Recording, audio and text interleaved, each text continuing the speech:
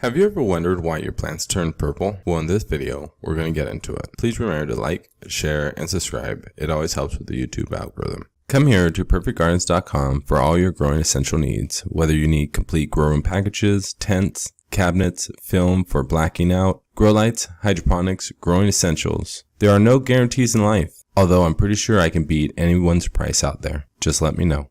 Just want to say thank you so much to Iveal One Love. I'm a new grower. I'm using cocoa in one tent and a deep water culture in another. I'm having a problem with purple stemming in my cocoa tent. What can I do? I thought this was a great question. I thought we can bring this to the surface because purple stemming can actually show up in your plant in a number of different ways. The first thing I'm going to start off with is genetics. There are purple strains out there, and if you have never grown the strain before, sometimes one of the best things you could do is just grow it and just watch it over time and accept the way it looks. Obviously, if the plant looks healthy, then that's going to be the natural characteristics of the plant, and at the very end you should probably see purple flower as well. And really at the end of the day, that's what we're always hoping for, is that nice beautiful purple strain, because it always increases the return on investment. Although red purple strains in these plants can be a sign of stress, nutrient deficiency, pathogens, and like we already said, simply just genetics. I think one of the most important things is learning to identify what is the cause of the purple and being comfortable with the solution, or just once again leaving it alone. There are countless strains all over the world that actually have very unique, incredible pigmentation. So I've seen purple, I've even seen pink, or like a really, really light violet right there in that shade. They weren't doing anything fancy or weird. I just witnessed it, and I know, like, from my own perspective, I've seen pink, purple, and green, obviously. Ways how you'll know if it's genetics is if the leaves and the whole plant really is just completely purple. Even where the pigmentation of the leaves look purple, blended in with the green. Other than genetics, discoloration in the stem can actually come from strong light exposure. At the end of the day, if light is penetrating your plant too much, the plant will begin to react to the UV light. So you might see this more in using techniques like low stress training, or if you're defoliating your plant a lot, or going through defoliation. Once again, guys, I've seen this all the time where some of these growers will use these techniques and see these adverse effects, and before you know it, they start messing with the pH, or they start maybe adding in some magnesium, when at the end of the day, it's just caused by the growing technique and has nothing to do with the pH or nutrients.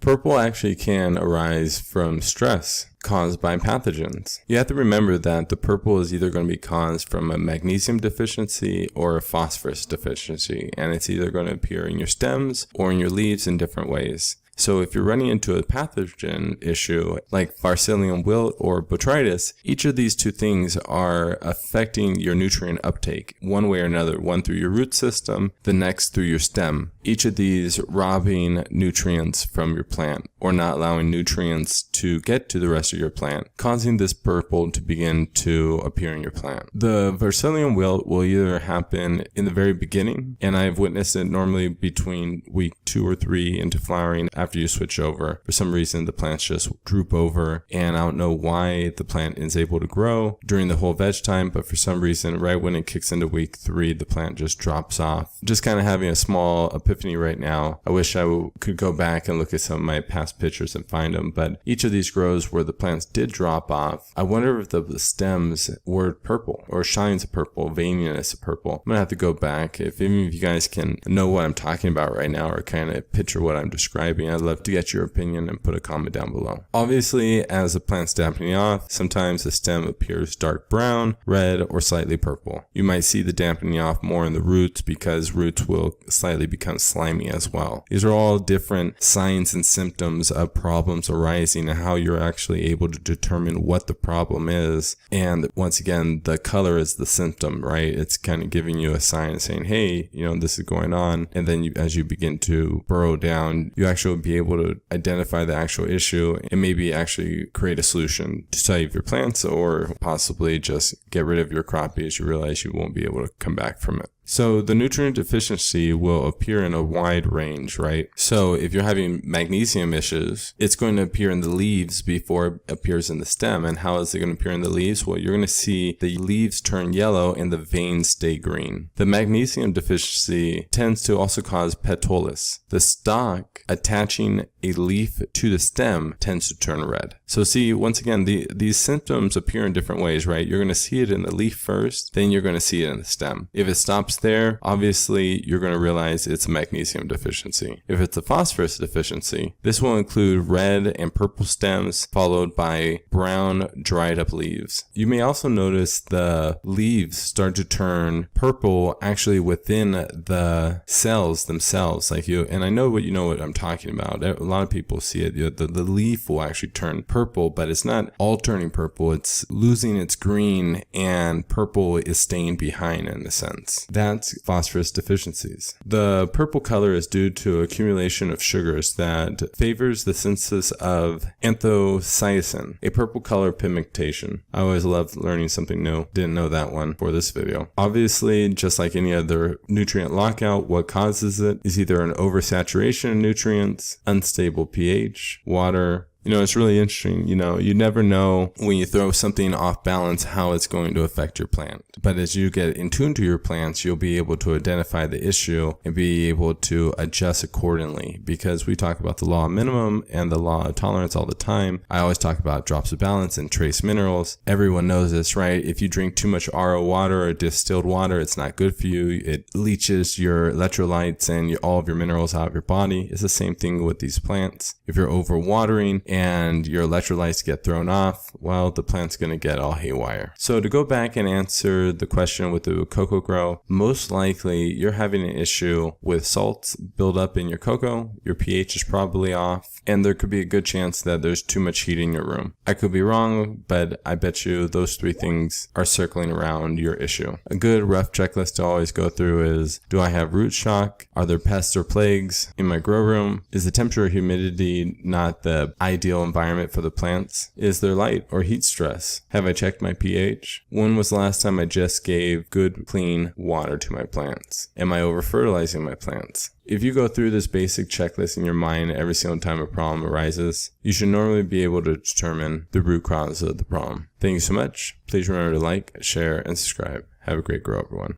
I was told by a plant biologist and longtime grower, when cloning, if you clip the tips, it will promote more root growth. Removing the bottom 1/3 overall is not pruning, it is called lollipopping.